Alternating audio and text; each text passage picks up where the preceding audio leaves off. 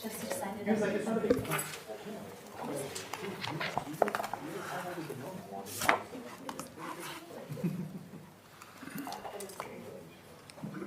we stopped, because we finally got the You did.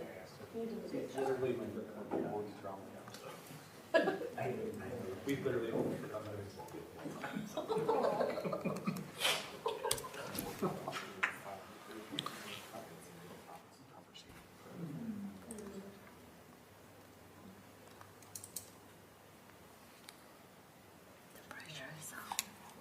No, well, yeah, is Karina on? Okay, yeah, just let me know when she.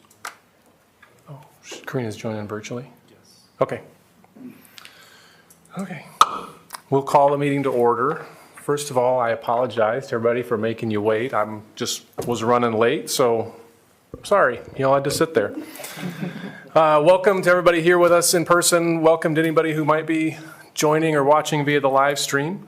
This is the time and the place for the special board meeting of the Marshalltown Community School District. It's March 27, 2025. Do we need to do introductions? If you want to, typically we don't for a special. I don't typically for a special. It's your meeting, however you want to do it. Let's just, It's being live stream, so maybe. okay. So we'll do some introductions since we are streaming. We've got board members here, Zach Wall, Elizabeth Wise, and Sarah Faltis. To my left, Maria Morales and Leah Stanley, and potentially Karina Hernandez will be joining virtually at some point, but she's not on yet. We've also got immediately to my right, Mr. Randy Denham, our board secretary, and to my left, Dr. Theron Schutte, the superintendent of schools, and I am Sean Heitman. Since we're all here together and we're live streaming, would you all please join me in reading the mission statement of the Marshalltown Community School District? We develop learners who have the knowledge, skills, and positive mindset to successfully pursue a meaningful future through personalized learning experiences. And let's all please stand as you're able and join in the Pledge of Allegiance. I pledge Allegiance to the flag of the United States of America and to the republic for which it stands, one nation, under God, indivisible, with liberty and justice for all. Okay. Are there any changes to the agenda tonight? There are not. Then is there a motion to approve the agenda? So moved. Second. Faltis Morales, all in favor, say aye. Aye. Opposed, say no. Motion carries 6-0. And so, Dr. Schutte, it's the Franklin Field Project bid recommendations. Yeah, I'll invite representatives from Boyd Jones to come forward.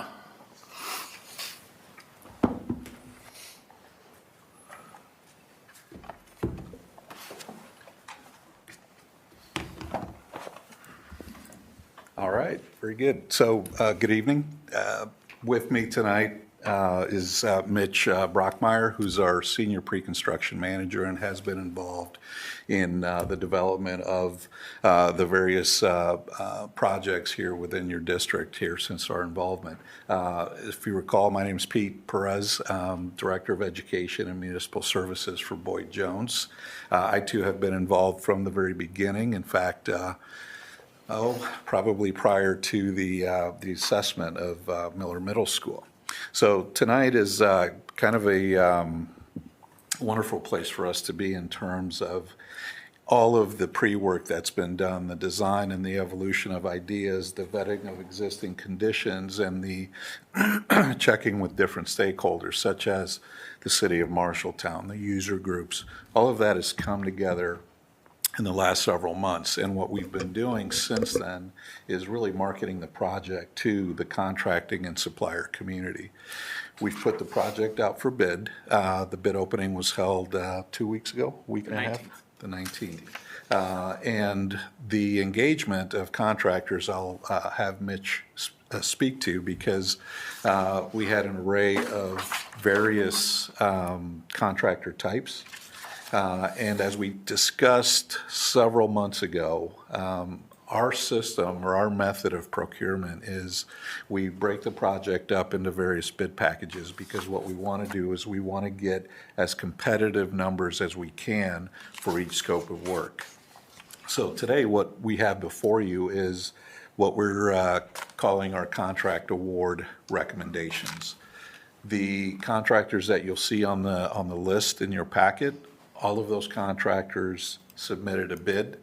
All of those contractors have had what we call a scope review meeting with us to ensure that they understood, number one, the scope, number two, the schedule, quality requirements, and to let us know if there were scope items that they did not include in their bid, but recognize that they have to implement, they have to include those as part of their contract award.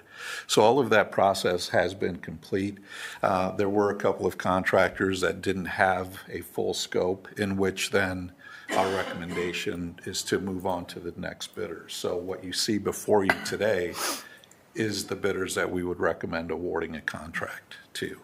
So any questions as far as that goes right now before Mitch jumps into a little bit more of the detail? Okay. Mitch? Amy, could you pull that document up? So I think everybody probably received this as part of the board agenda. This is the amendment to our original agreement. The first few pages are just kind of typical contract terms that we would have: a signature page, kind of what outlines the actual scope of work, the construction date and substantial completion date, as well as what is referenced for the documents that we received from the design team. And then we have the listing of all the drawings and the specifications if anybody wants to go through page by page and see what those are all listed as. So, Amy, we could probably jump back to one of the, I think it's page 12. 10? Yeah. Yep. So this is what is going to be our award recommendation. The page prior to this is actually the full price proposal, but just so we can kind of see this in a little bit simpler format that everybody can kind of digest. We had 10 bid packages for this project, as you can see listed here. The one that's a little bit different is the electrical piece, because the electrical lights themselves are being sourced via Sourcewell directly by the district from Musco Lighting. That is going to be part of the overall electrical package, as you see listed here, for the $280,000. But as you go through here, concrete, we are recommending Rams Construction. The athletic equipment, as well as the scoreboard and play clock, that's a combination number of H2I.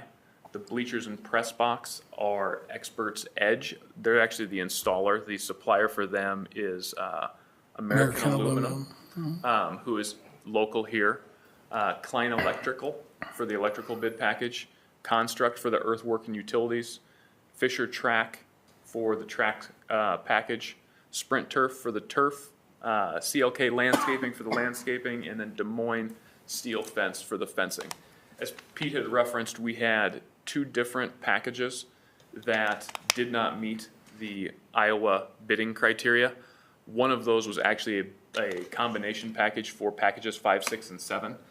That group was, however, not licensed in the state of Iowa. And after talking to the district's attorney, they felt that it was someone that we should not award to and move on to the next grouping, which we feel comfortable with this group that you see up here. As Pete had mentioned, our team has went through a fairly comprehensive scope review with all of these groups and feel comfortable moving forward with them. Along with the actual award recommendation for the contracts, there was an alternate within that, which is the West Satellite parking lot. We would also recommend award of that parking lot. That one was really broken out so that we could determine what that initial cost was, because that was something that was brought up by the city of Marshalltown kind of later into the process. So we wanted to ensure that we actually knew what that portion of the project cost as well. And then we have the additional project costs and reimbursables, which are the costs to manage the project and the costs outside of the actual work in place on the job, as well as the additional owner's cost, which is going to be your design fees, as well as the owner's contingency documents, or the contingency fees. So one thing that this does not include is going to be anything related to the actual concession building itself. That will be a later bid date. just due to the timing of those documents being completed. So with that being said, that's a lot of information to obviously digest here in my little spiel. Is there any questions that anybody has in having a chance to look at these documents? So we have the total cost at $6,730,000. 524, yes. And what was the original, Pete, what was the original estimate when we were going into the Miller bond referendum? Yeah, so at that time, the project was hovering around $4.5 million without without us knowing some of the factors that contributed to this cost. So one example of that is the city has a main storm sewer line running through the site. And what we discovered was that the city was requesting that that be upgraded. Now, there is an opportunity for the district to recover some of that money should there be a successful negotiation with the city. The other part of this that we were not aware of at the time, Leah, was we had to raise the surface of the site in its entirety due to a floodway or a floodplain issue that the DNR is making sure that we correct at this point. And then lastly, the other one that we weren't aware of at the time was less than desirable soils or bad soils, which we were going to have to do some remediation on. So all of those three things are unknown at that time when that budget was set. I think also we weren't planning on doing a concession building because we thought we could repurpose the existing restrooms, but we found out pretty quickly that didn't meet code. Correct. So, Yeah. Do we have an estimate on the concession building costs that are going to be in addition to this 6.7 million? We do. The concession building construction portion is hovering right around $1 million right now. Now, that $4.5 million also did not include your additional project costs, your design fees, and everything outside of that. So I think we were probably closer to 5.5, 6 all-in project costs at pre-bond. And right now, I think we were hovering right around like 7.2 to 7.3 when you factor in the concession building that will come at the later date here as well, along with the design for that.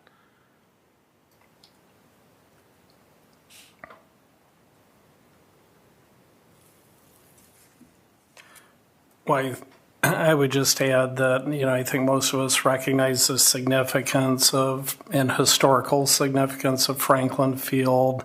I truly believe, based on what we've experienced with the Marshtown High School Stadium project, that this is going to be an amazing public access asset for the north side of town, similar to what the stadium's been on the south side of town. There's not a day like today where if the school's not using it, that there aren't kids or young adults that are out there taking advantage of it.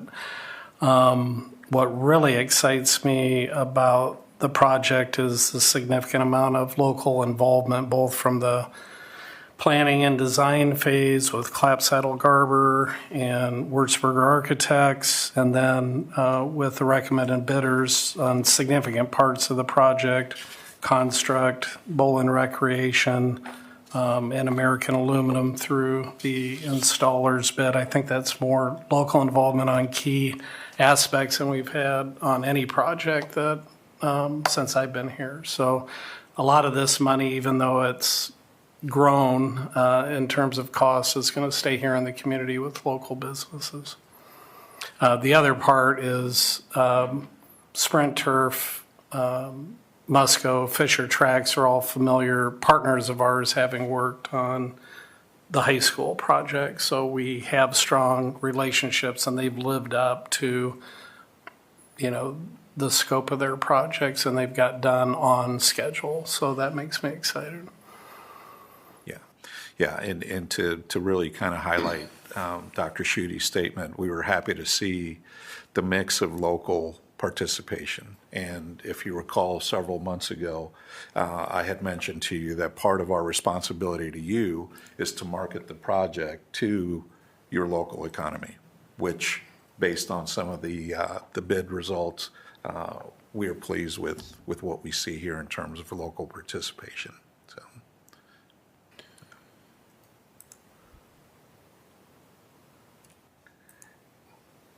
Some of this cost also will be paid for with funds that aren't part of the bond referendum or sales taxes. Randy has shared we plan to offset half of the Bolin cost with parole dollars, which are for this sort of purpose.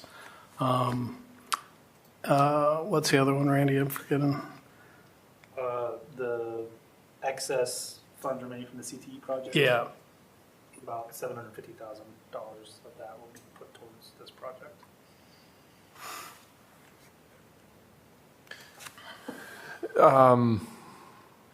If we award tonight, what's the timeline for the project, Pete?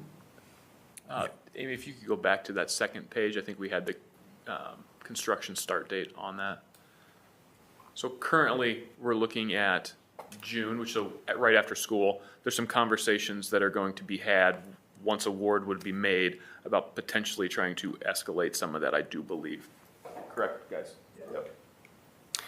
Yeah, our number one priority is not to disrupt, to the extent possible, Fisher or Franklin Elementary School and their ability to use it for recess, PE, what have, especially the playground areas. So we've been working on ways that those areas could be fenced off and safe access could be provided through the end of the year so that some of the demolition work could start earlier. The nice thing about it is we don't have a tight end date like we had with the high school because it was, the intent was to be with a high school project. We wanted it done in time for the beginning of the first home football game. And with this project, from the beginning, we've said our expectation is it's done in 2025 so that the spring track season in 2026 would be the first official use of it as far as practices and or competitions. So they'd have weather permitting up to December to finish if needed. But the playgrounds must be done in time for school to start, so that's a priority. Correct. Yeah. Right.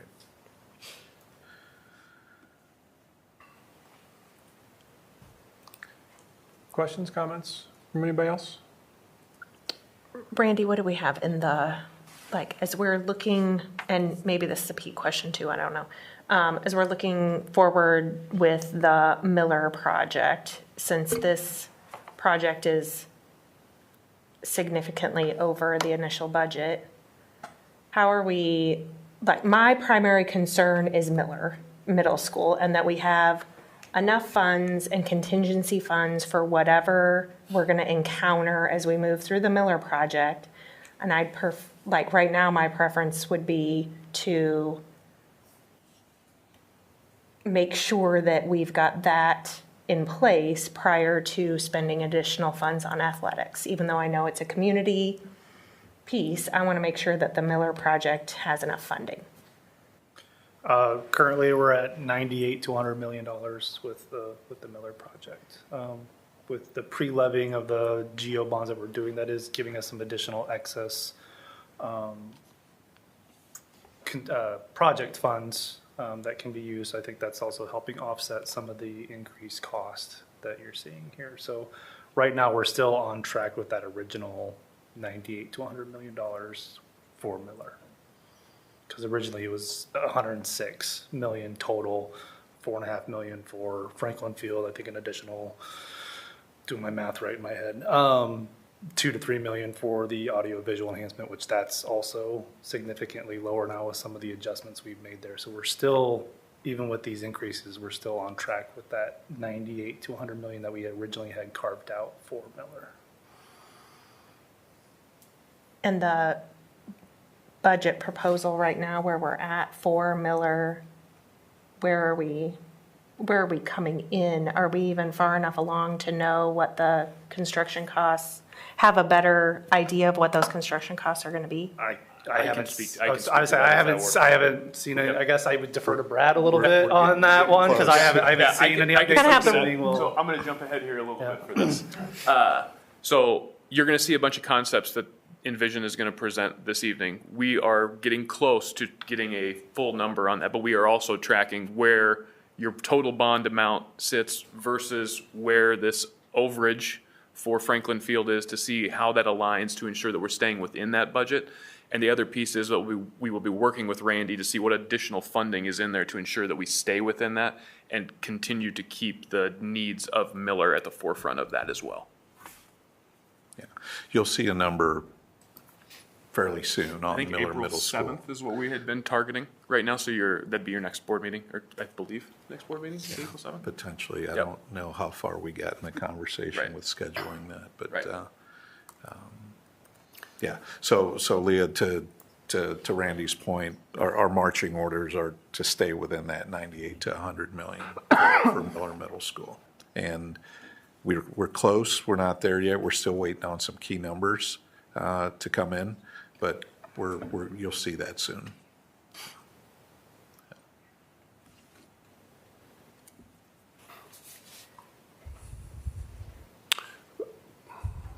Yeah, let me ask this then, Pete and Mitch. Do you have concerns about awarding this, that it's going to cause problems getting everything that needs to be done at Miller? Because I share Leah's concerns. I think we all do. I don't think there's anybody here who doesn't think that Miller Middle School is the priority, right? And so do you have concerns that we won't be able to accomplish everything that needs to be accomplished at Miller if we award the Franklin Field first? Do I have concerns? I don't, and here's why. I think we can still look at what the Miller Middle School amenities and the design. It has to still be a very deliberate emphasis on balancing the needs of Miller, right, what we've established they are, with what the budget outlook looks like. Now, am I concerned that we're way over, we're out of blowing the budget out of the water? No. I believe that we have an opportunity to contain that and collectively collaborate on making some decisions that, hey, this is what's going to keep us on budget, right? But again, it's a collective effort.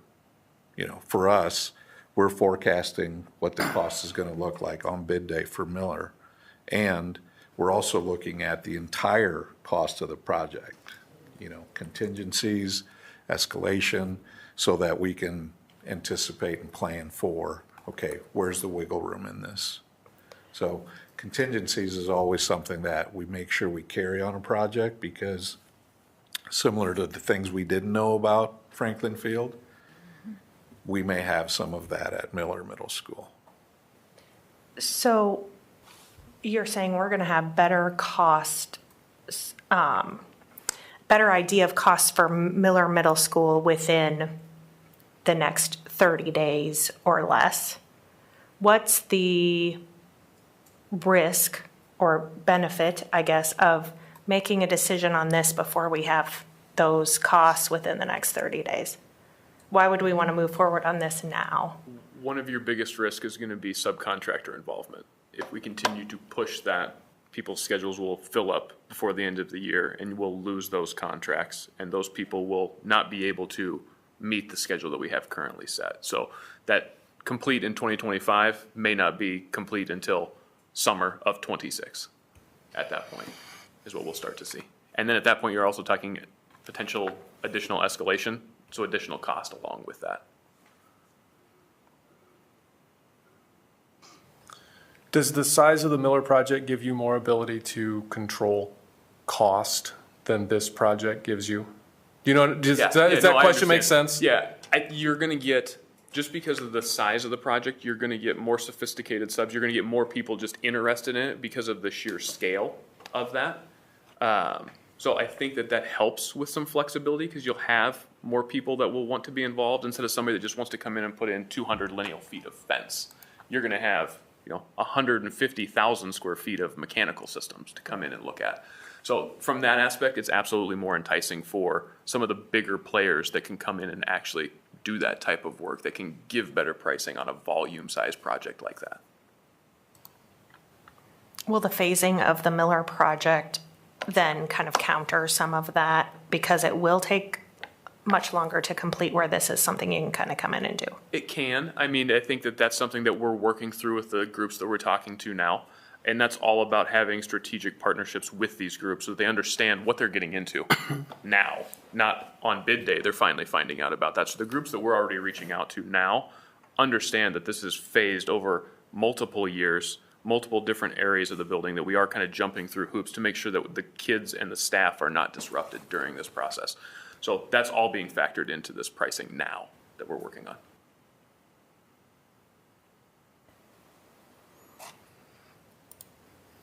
I mean, obviously, with the planning that's being done at Miller, especially with the engagement that we've had with staff, the absolute needs are certainly being addressed, but there's a lot of wants within that too. And not dissimilar to, certain board members that were concerned with 40% higher cost on a sitting wall around the Orpheum. I mean, immediately following that, I met with Clap Saddle Garber, and Eric met with Clap Saddle Garber, and we talked about ways that we could adjust that to bring it back within budget without losing really any of the aesthetic appeal of that. So I don't see our charge being any different with the Miller project. Right. And there's a lot more pieces to that, so there's a lot more probably low-hanging fruit if we need to make adjustments that wouldn't be harmful to the overall project and yet could save dollars if we needed to.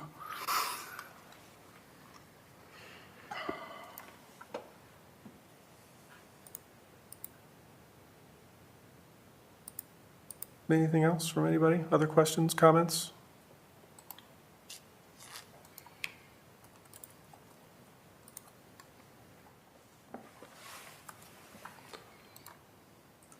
If there's not, is there a motion to approve the bid recommendations for the Franklin Field project as presented?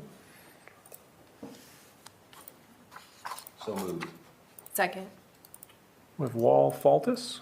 Karina's not on, is she? She is on. Is she on? Okay. I should ask. Karina, can you hear us okay? I can. Okay. Did you have any, I didn't realize you were on. Karina, did you have any questions or anything you wanted to ask? I guess I also shared Leah's concern, and I thought I was on mute when I agreed with her. That's it. Okay. So we have a motion and a second. All in favor say aye. Aye. Opposed say no. No. Motion carries 6-1. There in the Musco, or do we need to talk about the Musco as a separate item? Was that factored into your It costing? was included. Was in that included? Okay. Yeah. That and I missed Bolin that. was both included in there. Oh, Boland was too. They Okay. were. I missed that. So. I'll just make reference with the Boland quote that originally when we talked to them, they were primarily going to handle the removal and re-implementation of the equipment and putting all new surfacing down, whereas the earthwork below it was going to be handled by the earth movers. But through conversations that Boyd Jones had with Boland, it was determined that it'd be better for Boland just to handle all of that from the ground up and Yeah, take 'cause that's the separate. earth movers out of that part of the equation. I think that will hopefully better guarantee that part of the project meeting the timelines that, because we have one entity essentially to work with instead of multiple. The lights were attached to the 201. If you want to do, we probably should. We did list Boland as a separate agenda item, but I didn't realize at the time you guys had included it in yours. The documents are attached in there in that 201, but Sean and I were just. I would say, saying- Randy, do you think we need to I think separately approve? I think we shoshould do a separate motion for the Musco lighting because that was a separate agreement that we added onto this agenda item in addition to what the Boyd Jones guys were speaking about.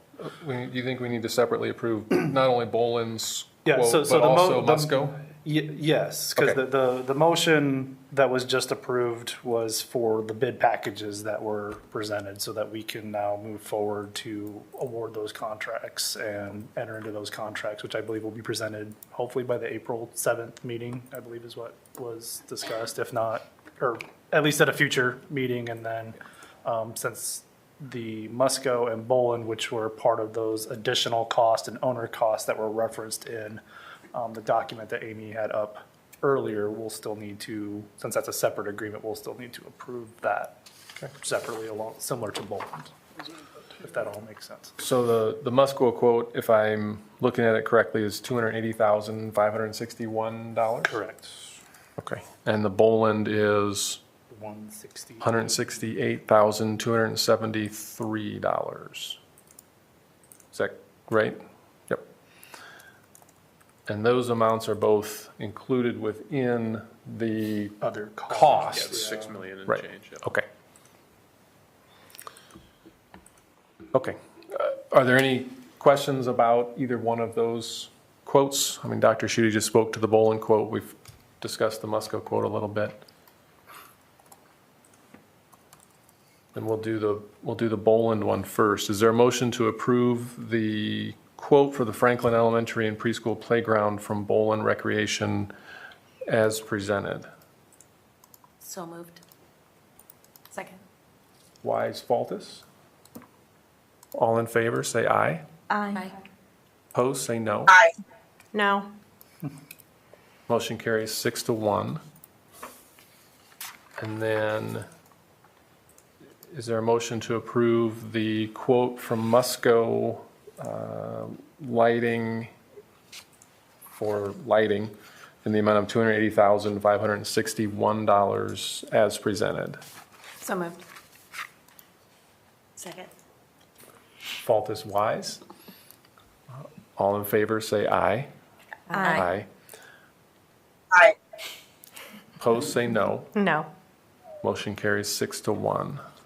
Does that take care of everything I then? think we're good, yes. Okay. You guys are done. Thank you. Thank you. Thank you. Thanks.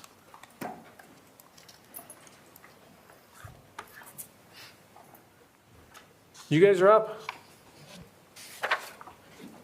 Three of us with 2 chairs. Musical chairs? Pull a chair up. There's a few other chairs in here.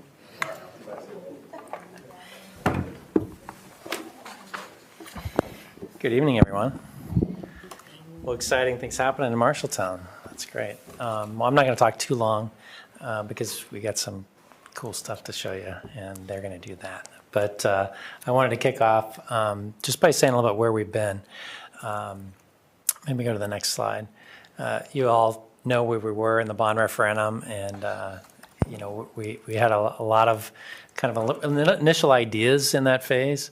And it's really maybe less than 5% of where we go through in the whole design process. And so we have a lot of things to be verifying and testing in where we are now, which is a schematic design phase, which is maybe 15 to 20% through the project.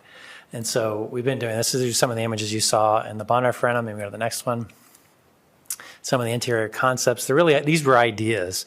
And so what we've been doing in the meantime now is to really testing some of those ideas more fully. We've been meeting with a core leadership team very regularly. We meet every 2 weeks on Friday afternoons. And we've been talking about kind of the specifics and the details. We've been meeting with staff to test some ideas. And so these are images that you saw before, but we've been testing those more fully. We've been spending a lot of time in the existing building, really digging in and understanding it much more fully than we had in this phase of the process. So we like to start with some of these big concept statements, and we had some early in the kind of programming pre-bond, and this was just a way for us to kind of summarize really the ideas of restoring, reimagining, and unifying Miller. And we want to be creating a bold vision. I still get goosebumps a little bit when I think about this was the largest kind of bond ask in the cycle. last year, and it also passed with the highest percentage of any other bond among the state. And I think it's really exciting, and it speaks to what your community asked us to do, which is be bold with Miller. And I think that you'll see that that's happening. We also we want it to be modern, we want it to be historic, we want it to support students and staff, but really respecting the history of Miller, because there's a lot of it, but also rethinking it and making sure that it supplies kind of important things that it needs to for the community and students and staff moving forward. All right, so the left side of this is really just about we have a little bit more capacity than we have built in originally as a goal. And then to achieve those kind of big goals, we as a group kind of talked about the specific things that we really want to achieve. And the first of those is to create smaller learning communities. Right now, the building is organized in a way that's just a mass of humanity, middle school humanity, I guess. And we're trying to break that trying to break that down. And so we really have these kind of sub-learning communities. There's 3 on each floor for each grade. And we're trying to break down learning so we have build relationships and we can do important things and we get to know students in those areas. So it's a big school. We're trying to organize it within small schools within a school. We're trying to develop the spaces between the classrooms, the collaboration areas that just don't really exist in Miller right now. And so you'll see some of that. Supporting staff and giving them the resources that they need throughout the building are super important, and they're shoved into closets now. We're really providing meaningful spaces that are distributed throughout the building. That large community commons that you saw in the pre-bond to serve students, but also serve the community and have it be more accessible as a community resource was important. Modernizing the auditorium was something that we were able to get in the project, and you'll see a little bit about that. We're still working on that because it has more community involvement as we move forward here. Learning labs, providing those hands-on learning spaces. You guys are doing some really great programming right now at Miller. You just don't have facilities to support it. So we need to provide those really meaningful labs that get people excited about actually doing stuff. A dedicated student support suite. You have a whole bunch of resources that are there to support the community and students that are scattered throughout the building. And one of the things we're trying to do as a goal is to really provide a central location for that at a primary location in the building to provide those array of services to students in a great way and the community. We're enhancing athletic spaces that exist. That is the newest part of the building, but we still have some enhancements there, including the new gym. And then modern performing arts spaces, they're kind of in a not great space right now, and we're moving them around to get more space that they need. So I'm gonna be quiet because these guys are gonna talk about cool stuff, right? Good evening, board. I'm Tim Turnus, managing architect for the project. You haven't seen me before, but I've been working kind of behind the scenes with our project team and consultants, trying to keep this project on track from a scheduling standpoint, a resource standpoint, and cost standpoint, working with Boyd Jones. So I get the honor of kind of presenting the exterior design and planning aspect of the project so far. So Brad presented those pre-bond plans. And so as an architecture and design team, we're all coming together and trying to understand how do we bring this thing to life that actually really, it looks really good, it functions really well, and serves the community in a way that's really impactful. And so really, the raise, push, and rotate, these are kind of methods that we use internally to kind of massage this building into a really unique design that fits Miller Middle School purposefully. So next slide, please. And so that slight rotation that you saw in those diagrams there, this is the site plan that's coming out of that. And so you see that sketchiness. And so just to back up a little bit and talk about what phase we're in, we're at the end of our schematic design. And so we're still really testing those concepts, both from a functionality standpoint and a cost standpoint. So I was really happy to hear that we started talking about costs associated with this project. And so the design team and construction team are working hand in hand really to make sure that this project is aligning with that budget that's already been established. And so what you'll see tonight, both from a planning standpoint and some of the imagery that we're going to show, again, they're ideas. They're about 3/4 baked ideas, I would say. and that we're going to continue to refine to make sure we're both, again, assessing that functionality and from a cost standpoint, we're within budget. And so going back to the site plan here, we see that slight rotation here. It's a unique move to the building here. It opens up some opportunities and some functionality here. Starting on the north side, the top of the page there, we do have that kitchen addition on the north end of the commons that's rotated there. By rotating it slightly, it did help us with some of that access and service access from the delivery standpoint and truck turning radiuses that we need to get deliveries in and out of the building. We do see the auxiliary gymnasium there over to the left, upper left. That's just tacked on to the north end of the gymnasium. We'll get into more detail here in the floor plan as well, but that also serves as our storm shelter for one of the storm shelters for the building. As we then circle around to the east side of the building along 11th Street, the Commons then connects the kitchen down to another block of space, which is really the administration space that provides the supervision and main entrance to the building. We'll have that secured entrance for students as the day begins that can easily be monitored. We have some internal terms that we use, and you'll see this in the floor plan, but this long linear commons is what we call the zipper. And at the end of the zipper is the administration area. And that's really at the hub and crux of all of the circulation in the building from the main level going up and down. And so you'll start to see some images that support that. The third addition that we have there off to the southwest is really all academic space. It's 3 stories tall.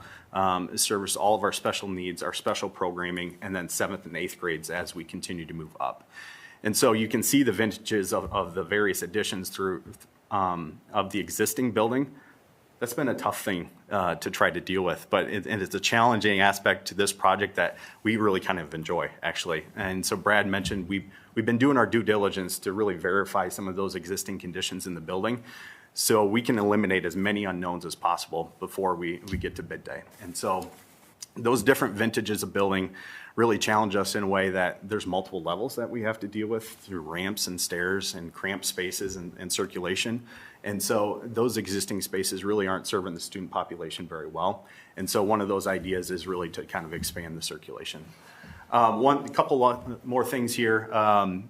With the design of that southwest addition, it provides some opportunity for some outdoor learning space, and you'll see some conceptual images related to that.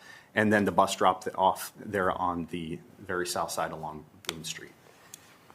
Next slide, please. So the floor plans, you're seeing some floor plans here, multiple levels, lower level on the left, upper level on the right, and the multiple colors represent different functions of the building. Starting on the lower level, the upper area in the lime green, that's really all of our athletic spaces on that lower level with the existing gymnasium, the new auxiliary gymnasium, and then some of those ancillary support spaces with weights and cardio, multi-purpose wrestling room, and locker room support spaces. Throughout the rest of that lower level, we get into the specialty programming with some of the labs, the innovative labs, art classes, and then also we've located some special needs and grouped them together on that lower level in the new addition that provides some good access to the exterior as those students are transported throughout the day. Moving to the main level plan, this is where we see the entry point off the east side of the building and the main entrance, coming into large yellow box, which is that large common area that you saw images of in the pre-bond. The orange areas are really those staff and support spaces with the administration block there tacked onto the Commons. And then the Commons has a really great connection to that student services area, the counseling area, the student support spaces and resources that they need throughout the day, serving that student population. The rest of the spaces are really academic spaces. I'm not going to steal McKaylee's thunder. She's going to get into more of the organization of the classrooms and kind of the integration of the various resources into each house. So I'll let her talk about that. The upper level plan, then, the pink area is the shared media center. So the library space also serves some classroom functions, as well as a maker space. And so we're trying to provide a wide range of spaces to serve those student needs, both today in the specialty programming that you have, but also the flexibility to adapt in the future as those educational needs change. So that was the floor plan organization. We're getting now into kind of how we go through what the building looks like on the outside of the building. There's a lot of existing context that we've heard loud and clear that we need to preserve with this historical building and the details of that historical building. It's kind of an iconic building that is easily recognizable in the neighborhood and the community. And so what we add to it from an architecture standpoint is an idea to try to not detract from those existing elements too much. So we're trying to celebrate that existing facade. We're trying to use the natural materials and create some transparency so we can maintain the identity of the building. We also want to make sure we're choosing low maintenance materials, something that is durable and is going to stand the test of time. So both from a preservation standpoint on the existing building, we're trying to create just as durable materials in that new construction area. And again, going to those bold expressions that we've talked about, that was so important during the pre-bond phase. So existing building, this is what we're building off of. And so we have to take some historical context here and take some cues from the existing building a little bit, and you'll start to see glimpses of that, but the bigger move is try to preserve some of those details of the existing building. And so use of the masonry material, the limestone banding, we're trying to kind of highlight those things through the building as you see some of the new images here. So I'm starting here in the Commons. Over to the right is the east facade of the 1925 building of the existing Miller Middle School. And so this is that large gathering space that we talked about that is in need both from a student usage standpoint from day to day, but also a community standpoint, creating this welcoming space and large enough space to host community events. I mentioned some of the circulation challenges in the planning of the existing building. You can start to see those level changes kind of highlighted here in the common space, but we're trying to align some of those accessible routes. So it's a very intuitive way to get across and up through some of those level changes of the existing building. Through the glass here, we're starting to see some of the main entrance, and that's that secured vestibule. And behind the vestibule is really the administration area that provides that supervision. So one of the things, the challenges of the existing building is that vertical circulation again, and the narrow stairs that exist today, and just don't serve the large student population very well. And so we're trying for opportunities like you see here with these large promenade stairs to really highlight those vertical circulation areas that students can go traverse up and down throughout the building. This is moving back to the north a little bit, and now you start to see some of that historical context, especially of the entry to the theater and the auditorium there. And so we're really preserving the existing context there and building in front of it. And so we're creating this gathering space in front of the auditorium. We're starting to see a skylight there. Again, these are concepts of ideas that we want to try to get natural light on that facade. During the day, when we look through the glass, we want to make sure there's enough light on the facade that we can actually see it. And so how we do that is still kind of in flux and adjusting, but the idea is that we're trying to bring natural light there.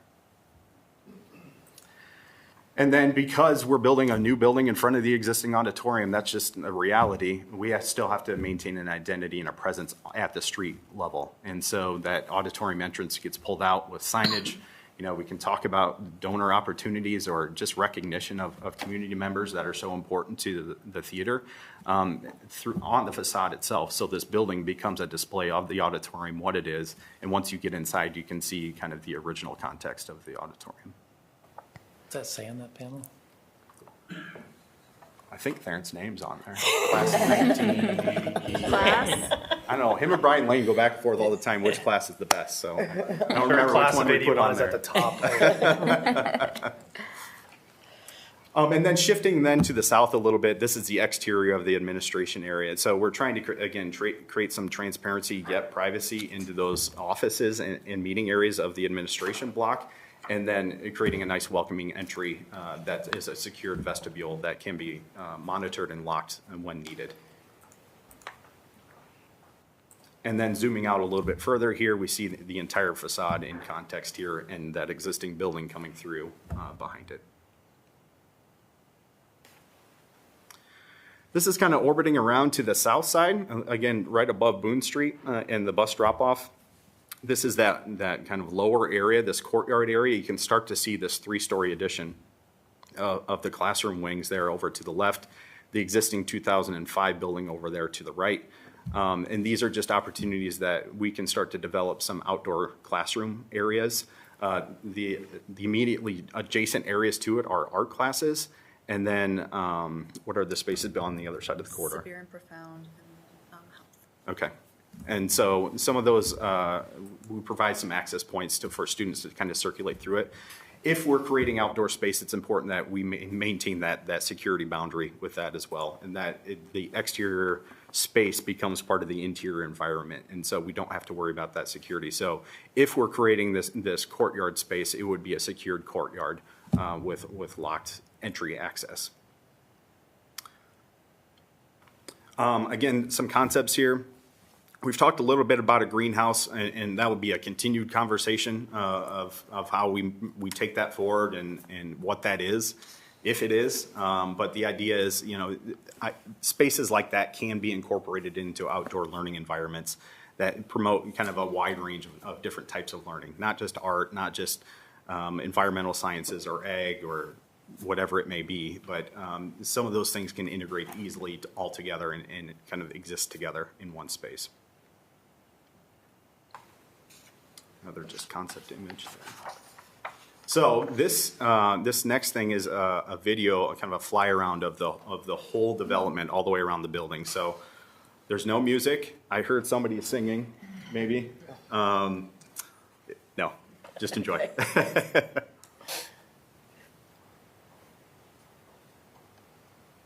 I'll kind of narrate here. We're coming along Boone Street and up 11th Street headed north. We see the administration area there highlighted, the single story with the secured entrance right next to that. And the amount of transparency seeing that existing building through it, and then the entrance to the auditorium.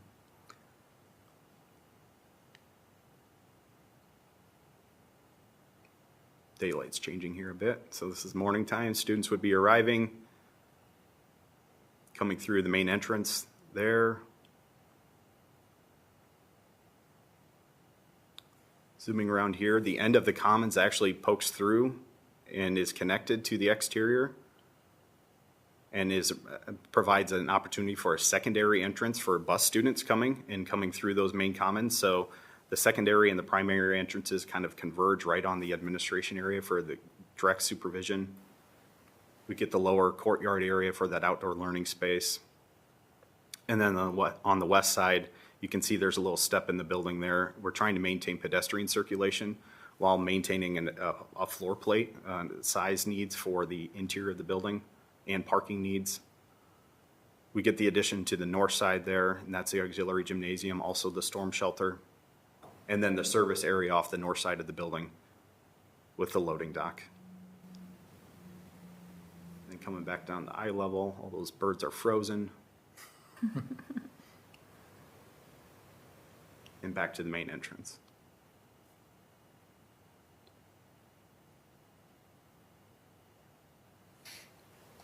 Okay. Any questions so far? The courtyard area, you said that you've got kind of like a walkway there and a greenhouse potentially. Like that's all connected to the building, so you can't access that from. There will be gates for outdoor access, but they will be locked and controlled for sure. Okay. And staff-only entrances. We do not want students entering that courtyard area from the outside of the building. It would only be through the inside of the building on day-to-day use. Okay. So it really becomes like an outdoor classroom. Yep.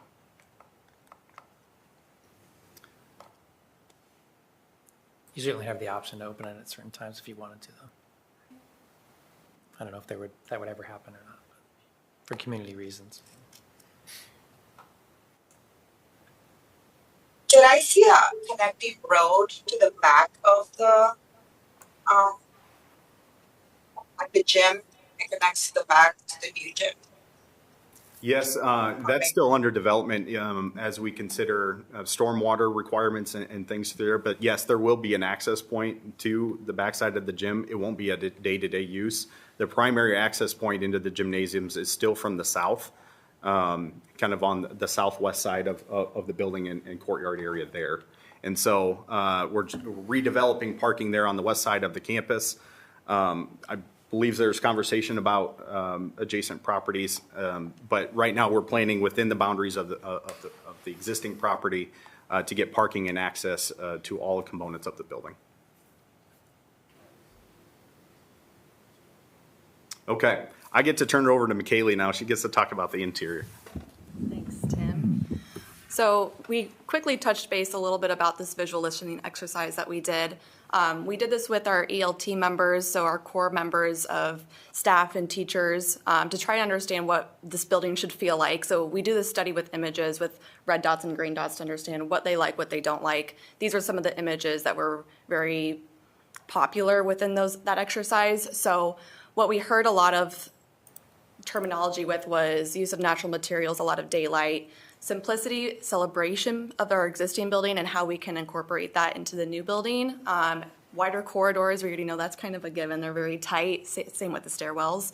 And how we can look forward with our design and how they can be flexible for the future. Next slide.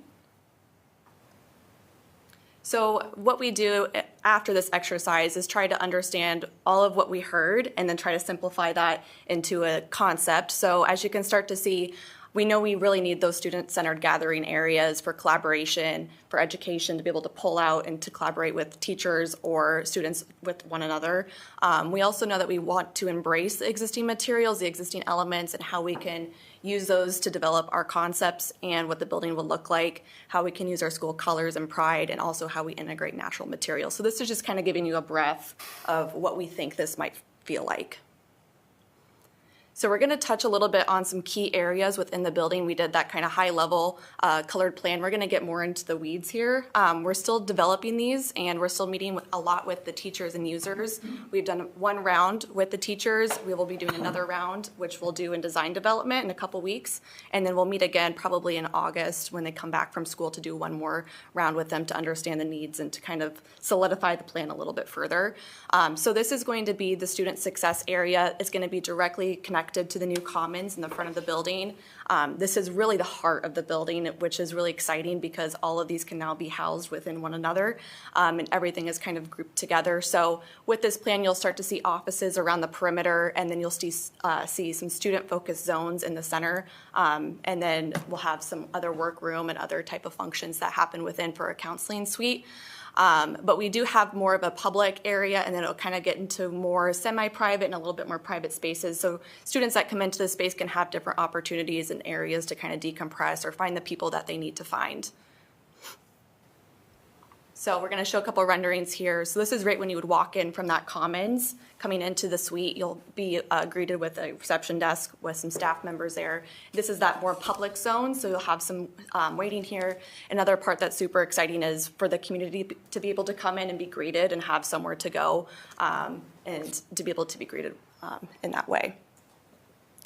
As we progress back further, back behind the desk, this is more that student-centered zone. So very open, but having a lot of different furniture, different areas for kids to kind of congregate or to have some decompressive moments, or even if they want to have a meeting with their counselor, they could do it out here, or they could even go to their office, just giving a lot of flexibility and options for students.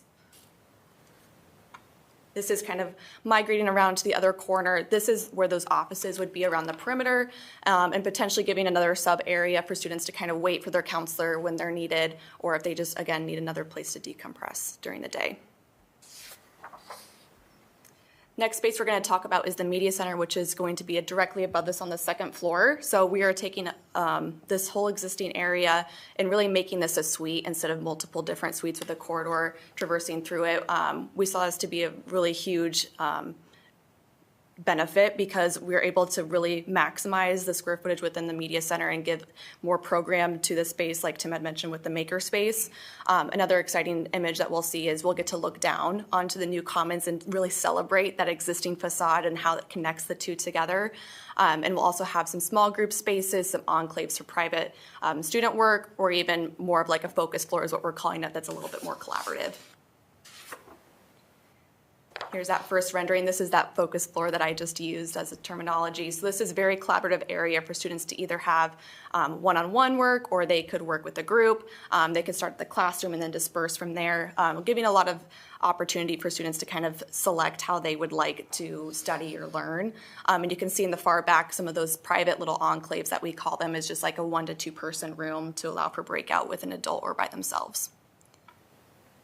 This next space is going to be that maker space, which is really unique to a media center, allowing for a lot of pinup space, some storage. And you can start to see that we're going to open up some of those existing windows. A lot of them have been closed up today, and so we're going to embrace that and open all of them back up. And you can even see that, you can even see that with the structure above. We're going to, looking to expose some of that structure to really celebrate the historic significance. Going into some floor plans of the academic wing now, like we had mentioned before, we are breaking this out into 3 separate houses to really define learning and to get more personalized learning. So you can start to see there's house 1, 2, and 3 is just what we're calling them now, but they can really be named anything, whatever the leadership kind of decides, or if we want to get students integrated in that process, we can do that as well. But there's going to be a 7th grade floor, an 8th grade floor, 7th on main, and then 8th grade on the top floor. Within the 3 houses, we each have math, reading, social studies, and science. And then we will also have those 2 collaboration spaces that are more open to the corridor that are missing today that we just don't have because the square footage is lacking. So we're really trying to create that environment for students to collaborate with one another. And then you can also see that centralized PLC so that way it's still being supervised space. And then we'll also have some ELL spaces, 2 on each floor, and then our intervention classrooms, and then moderate disabilities are level 1s on each floor. When we look at this, where are our stairway access points and our restrooms for each of those spaces? Yep, so in house 1, it's going to be an existing restroom that's located there, and there is an existing stairwell there. And then there is a new restroom that we are proposing just directly north of that house that would be utilized for house 2. And then in house 3, we are adding another restroom there. But in terms of the circulation, we are looking to add a much wider monumental stair directly to the north of that to really connect all 3 floors together. And then the same stair that Tim had mentioned out in the zipper is another huge monumental stair for circulation. Trying to distribute kids, really, so instead of all the kids going to, especially the very, very narrow stairwells that you have now, we're pushing kids, really, they can go full 3 stories through the common stair, up and down, and then the one at the kind of the knuckle there between the open collaboration and the toilet. So we can kind of split the kids. We don't have all of them going to one stair, we're kind of splitting them in 2 different areas. Okay. Which the corridors are existing, right? I mean, we're widening them a little bit by taking out some lockers, but we're still limited by that. So the strategy is really more about dispersing kids, and we're going to have probably much less movement too with the houses than we have today. So then what do you have in the area in the upper right? That's going toward the... So that would be going towards the commons. Towards the commons, Yep. and there's like some open space there. Yep, so that's really a pinch point today. So we're trying to open that up to be a lot wider so that we have that circulation. And you'll start to see little boxes. Those are maybe some lockers that kids can check out during the day. But we really want this space to be open because there's going to be a lot of migration happening here. Mm-hmm. That open space is where the existing entry point is, that kind of 2-story volume Okay. entry with the stairs and the elevator right there. That's where that exists today. We'll have a new elevator there as well. Correct. Yep.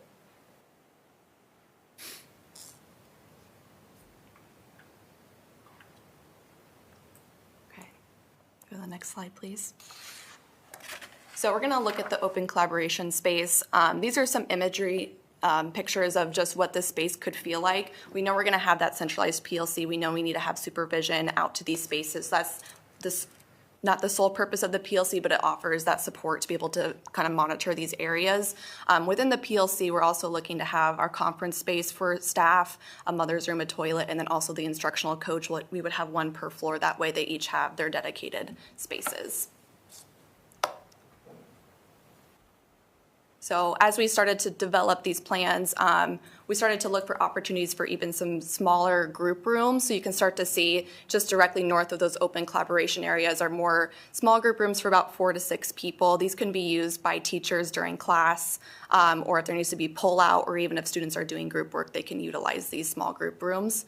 And then you'll start to see the open collaboration that really is just this open area for students to have options about how they want to work together. There'll be some technology integration, some marker boards, some flexible furniture, really allowing this to be utilized however the students see fit. So here's an image as if we were walking down that corridor. You can start to see some numbers indicating the different houses, just to kind of help with wayfinding throughout the building. It's going to be kind of a maze through there, so we want to help with wayfinding as much as possible.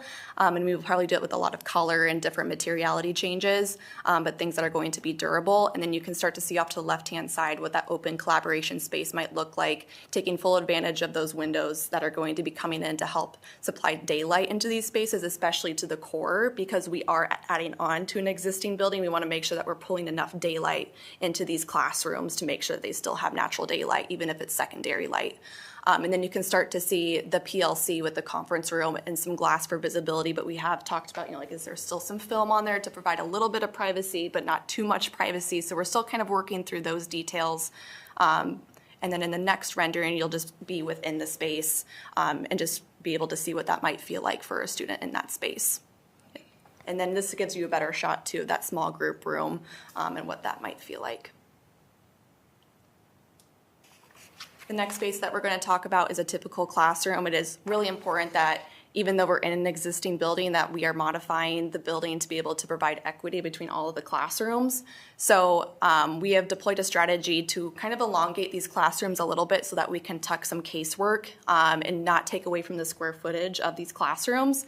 But with that, it provided a little bit of an entry nook so that teachers can send out a student if they need to take a test, need a moment to kind of sit down and chill out for a second, but still have visual connection to that student. Even if they're doing a pull out with a teacher, you can start to see in that image how that might feel. And then as we move into the space with the rendering, you'll start to see how that connects. So here's a corridor view of what that might feel like, providing some tackable surface for this teacher to be able to kind of personalize their room. And then also, like we had mentioned earlier, with some wayfinding strategies. And you can start to see some daylight being pulled in to the corridor as well. And then here is a shot within the classroom. This is part of the newer addition, but still the same strategy would be used in some of the existing spaces of tucking some casework to be able to give back to square footage in the classroom so it doesn't take away from that.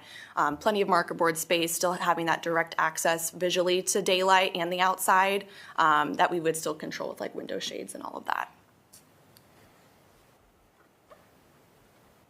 Any questions on the interior development?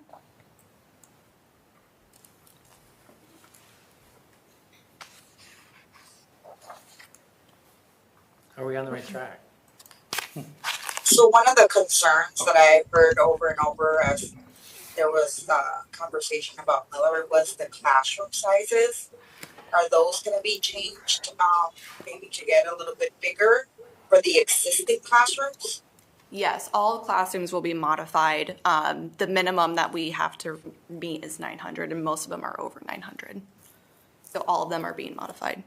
Yeah, I think maybe 20 to 25% increase in size. Yeah, correct. On those classrooms. So you see those existing areas, they maybe don't look like they've changed. If we showed you an existing plan, we're generally taking one classroom out of each of those lengths and making maybe a 4 for 3, 3 for 4 kind of swap. Mm-hmm. And that addition allows you to do that and still maintain capacity. Correct. Yeah, Correct. which is why we have to build more. Right, yeah.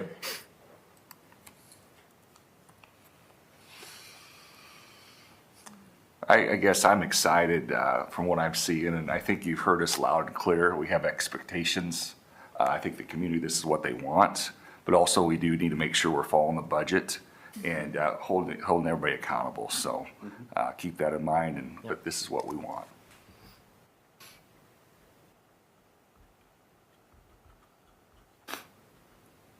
Other thoughts? I mean,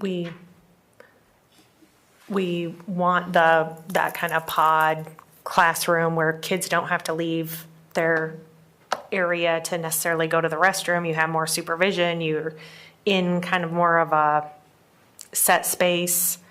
I mean, all the things you're talking about, the more open stairway, the more open hallway, the less spots for kids to hide and get lost and get in trouble.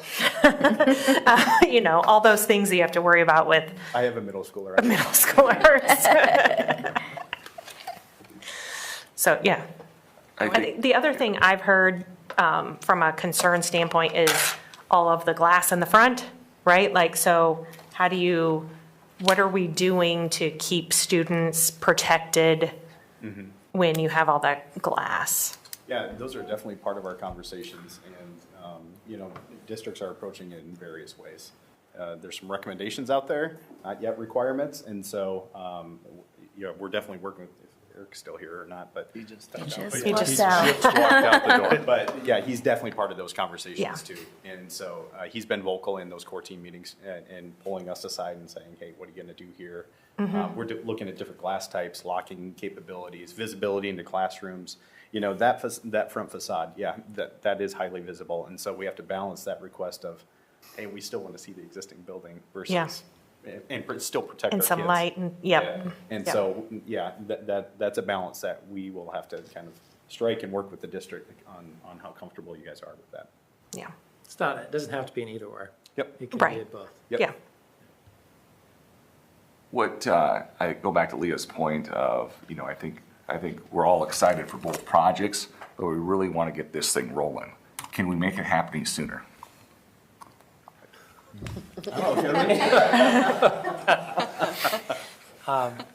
You know, from our perspective, from a design perspective, you know, we've got a lot of things to really, as we move forward here, you know, we're going to be meeting with staff, and this phase is about, do we have the right pieces, and are they generally organized in the right way? And I think we've heard really good feedback from everyone about that, and we've done a lot of massaging to get there. The next phase is about really going into each room and saying, okay, I need a marker board that's this size. I need flooring that is this. I need outlets here. And so we're really getting into this is the conceptual kind of approval that you guys are all doing. But we're really going to get into the details. There's a lot of those details to check off that we haven't had those detailed conversations yet. And so it takes some time. You want to talk about design schedule anyway? Yeah, so we're basically right at the end of our schematic design phase, which Brad said is, you know, the 20% mark, I'll say. And moving into design development, which is going to take us through the summer, because we want to meet with the teachers again in that design development phase to make sure we got those outlets right, we got enough storage, the flooring's correct, all of that stuff. And so that August timeframe will be kind of nearing the end of that design development phase. And then we transition and we kind of go away for a while from a design team standpoint, and we develop the set of documents and specifications that Boyd Jones is going to work with the contractors on how to build all the instructions to build the building is that last phase, which is going to take us all the way into December. So in December, you're gonna come back with ready to go? Like Documents quotes.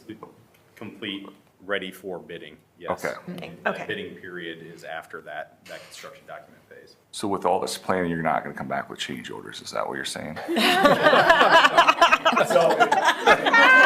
I'll talk about that a little bit. I've gone through this process before a few times, but the design phase, we want it to be iterative and spend time designing and ideating and making things happen, but we also have to go back and reflect a little bit. And that's where our partners with the construction team help us reflect on, okay, here's the cost factor to that as well. And so we might go through some value discussions of, are things necessary? And that's part of that whole design process. And so I think this project in particular, we spent a lot of time verifying existing conditions in that building. That is a very hard building to work with, but I think in the end, and even based on the images that you're seeing, it's very unique and exciting that that building can be transformed in that way. And so It's kind of a back and forth. We need to get all the facts right. We need to produce something that's really beautiful, but in the middle, it's got to cost what do we need it to cost. I would add, will we have changes? Yes, we will. And that's just pretending, the problem is pretending that we won't and not planning for them. Right. And so we're doing that in our budget. And we're also doing our due diligence about things, but do we know what's under the flooring when we take it up on the third floor? No, we don't. Could we tear it all up and then finish design? We could, and that would extend the project further. So we make some assumptions about some of those things. Are we going to find some stuff? Yep. Hopefully there's no bodies buried anywhere, but anything like that. But we'll find some surprises. But we have a contingency built in to deal with those things as we move forward. Yep. Certainly, it's not. This is a complex project. If you think about how many additions are on this thing, all of them have different and unique things about them. And there's renovations, and then there are multiple additions. So it's a complex project, but it's one that we're digging into, and we've got a whole army of people outside of the three of us, including mechanical engineers, electrical engineers, structural engineers, civil engineers. We have acoustical kind of people. We have the theater consultant. We have a food service consultant. So all of this is those little iterations that Tim's talking about. We need to develop something. Our consultants need to react. We need to test it against costs. We want those circles to be little, not big. We don't want to get to December and say, oh, we're $20 million over budget. Nobody wants that, including us. So that takes some time to go through those iterations with all of those people. Yep. And so that's what we're doing, and that's where we're going to be going from here through December. Yep. And we're going to have like reliable temperature control. And I mean, like, let's go to like the basic minimum here. If we ask the teachers, that's what they want. I just want the temperature to be good, and I want an outlet. That has been like the number one request when we have our Yes. Our job here, one of the hardest parts of our job is to get to people to think outside of that. Like, okay, we need more than that. Right? Oh, yeah. I think all the things you showed today are the more than that. Yeah. But if we don't have that, no one will be happy. Exactly. I agree. That is right. Yeah. All right. No, I would just say I'm excited. I mean, seeing what you've done so far, this is exciting, and I do think and hope that the Franklin Field project, we get that done and people see what is going on there, and that just builds the excitement to this, right? And hopefully the excitement of Franklin Field can sustain people for a little while, because I know it's going to be a little while before we get this thing done. But no, I'm excited. I think you've done a very nice job so far. I agree. Yeah, it doesn't seem over the top. It's like feels like what we need, what people are saying we need. So I'm grateful that you're listening and you're talking to teachers. We want this to be the building for the next 100 years, not just 25 years, right? So if we're thinking that again, right, like how do we make sure that this is going to get us through changes for the next 100 years? Hopefully you and the public see that, we talked about this building being adaptable and flexible. Many parts of it are. I think you can see that today. Like, yeah, these are not, we're not putting lipstick on this thing. I mean, some of these are really substantial changes that we think can have a really profound impact on kids. And so we're going to keep going. Well, thank you. Right. To piggyback on that, I think I really appreciate you taking the lens out of the consideration of the teachers and still wanting to meet with them even after, because that's what we want to retain in our school district too. So make them comfortable. It makes us happy. Well, a series of meetings with staff, and we're meeting with the art teacher about the art space. We're meeting with the music people about the music space. We have educational leadership team, which is a collaboration of educators that are answering some of those big questions that we have. Well, this person's asking for this, this person's asking for this. We can't do both those things. And the educational leadership team job, in addition to our core team, is to kind of make sense of those things, to say, okay, well, what if we did this? So we'll be working through those things from now through December. Do we have any idea on the donor space, possibly the auditorium, kind of any ideas there? Is that still early phase? Yeah, what you saw was just a placeholder. Okay. An idea of, hey, we could highlight some people and recognize some people even on the outside of the building. And so, I mean, if that becomes an important aspect of it, I mean, we can definitely have conversations around how we recognize people and contributors to the project. Might be something that you, as a board, start to think about. We've had schools, we just finished Cedar Falls High School, and I think they named every room in that building. They did. And raised hundreds of thousands of dollars in the process. Yeah.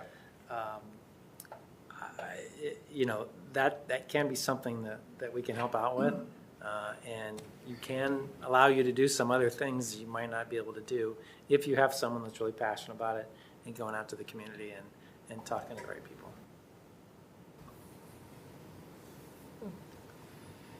I think they're named summer, winter, fall. What other season? It depends on what area they're in. Spring. Spring? It depends on what area they're in the Miller right now, right?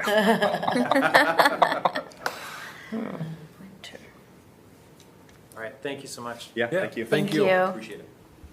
And we have plenty of food, so if you'd like smoking G's, there's food in the Smells good. back It's been room. tempting me the Yep. whole time. Okay. I'm missing out on. That's right. You're missing out on smoking G's, Karina. I'll have Randy save you some. I'll put it in the fridge. If there's nothing else, and I don't think there's anything else on the agenda, then we need a motion to adjourn. So moved. Second. Wall Faltus, all in favor, say aye. Aye. Opposed, say no. We're adjourned. Truly, please help yourself, even if you want to take it with you